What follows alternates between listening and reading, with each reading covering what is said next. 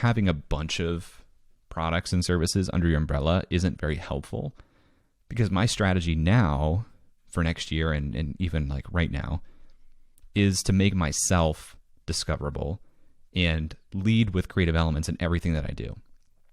Like I could say any bio that I put out there, any social media profile bio, I could say like Jay is the creator of Freelancing School and he also has a podcast called Creative Elements. What I'm realizing is people want to put you in like a singular box.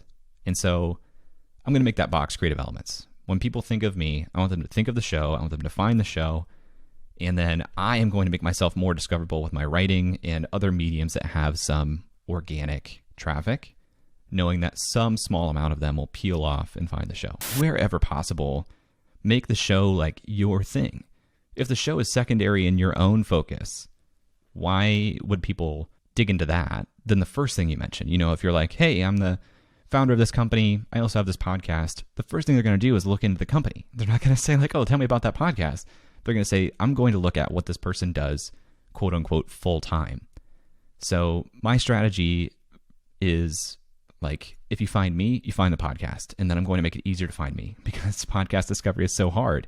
So if I put a lot of time into writing threads on Twitter that I know are going to get in front of a bunch of people, when they click my profile, the first thing they're going to see is host of Creative Elements with a link to the show. That's the strategy.